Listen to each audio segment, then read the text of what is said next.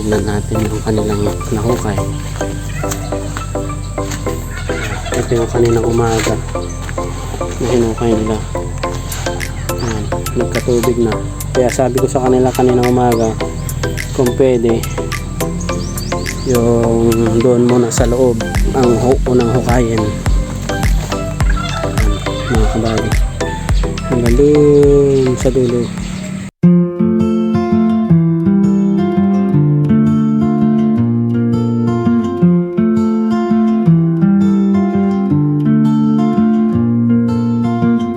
Good day mga kabady. Yan, pasado 8:30 na. So unang kain ng ating mga tilapia.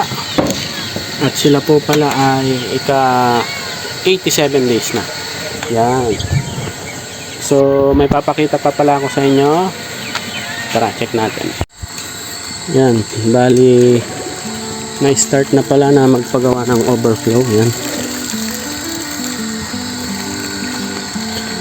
Sa wakas, in-start na nila dito sa malapit sa fish pond mismo.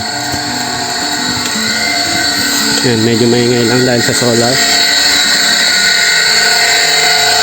Tal, naloknal. Wala natin medyo na pang time. Ito lang na pao. Oo. Merugi mo lang.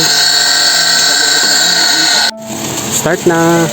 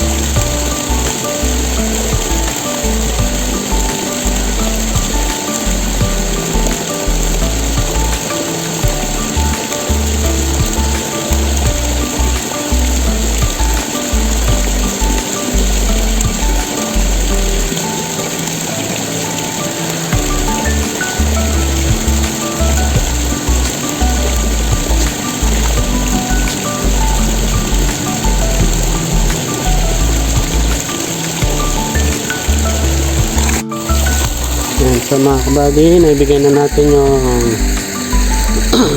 kalahati na pagkain nila. So mamaya ulit yung iba pagka naubos.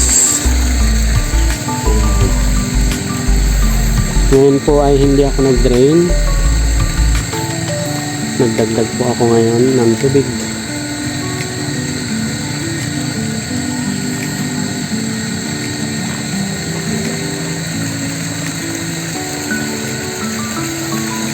Buti na lang at natuloy na rin finally yung ating pinapagawang overflow. Sana ay matapos din nila ng mabilis.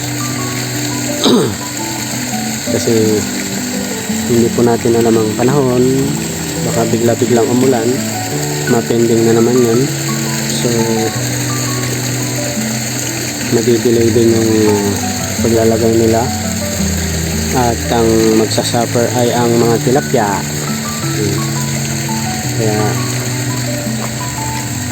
pinagpipray natin na magtuloy-tuloy yung trabaho nila hanggang matapos. So ngayon napaka-active ng mga tilapia natin. Kumakain talaga sila. Ang lalaki rin na nila.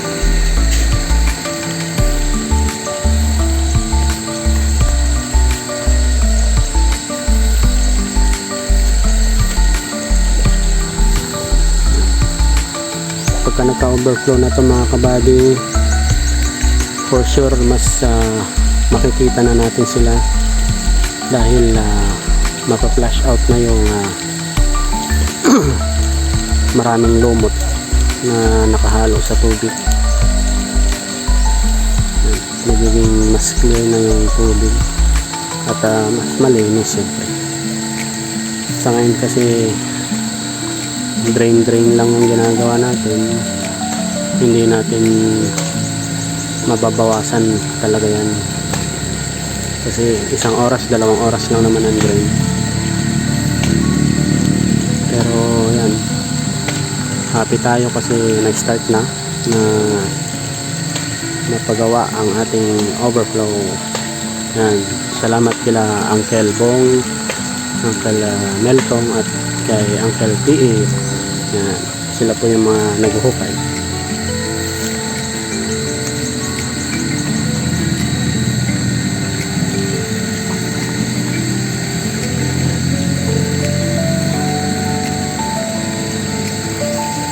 Malapit na rin po pala natin itong isampling. 3 days na lang magsasampling na naman, magtitimbang na naman tayo. Tignan natin kung gaano ka bigat. Ito na lang ngayon. Kung dati 15 na piraso sa 1 kilo, sa 90 days, 90 days nila, tignan natin kung magiging ilang piraso na lang sa 1 kilo. Update ko ulit kayo mamaya mga kabady. Update mga kabady, 1:30 na naman ng hapon. Pangalawang pakain natin sa kanila. Samahan niyo ako mga kabady. Start na mga kabady.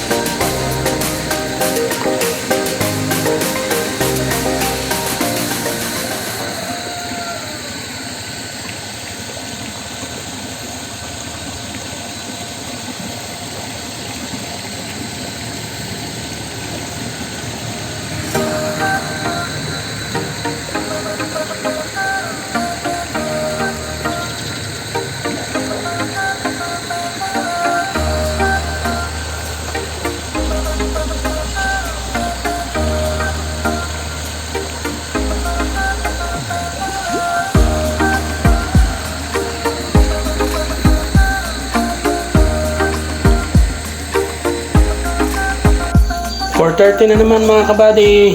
Pakain tayo. Samahan niyo ako. Start na.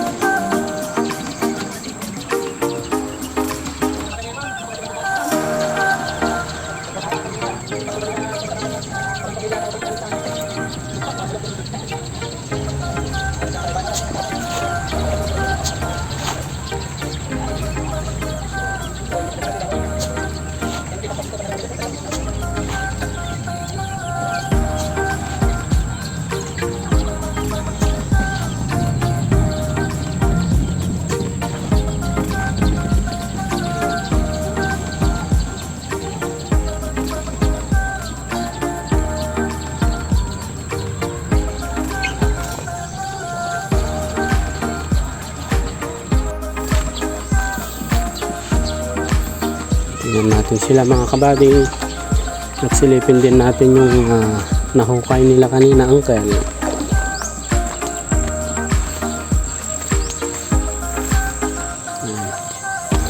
Bali ngayong araw hindi ako nag-drain, bukas na lang.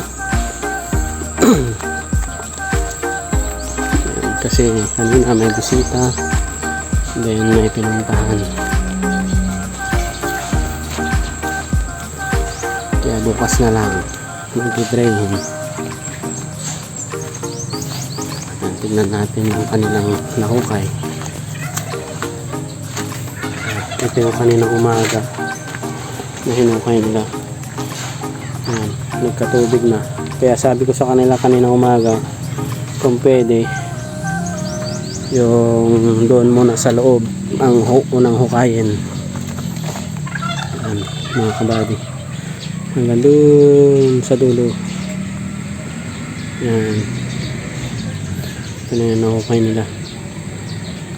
Yung lalim pang isang hollow blocks na.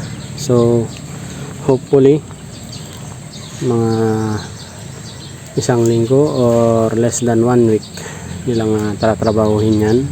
Sana matapos nila kagad, kasi baka biglang umulan. Yan.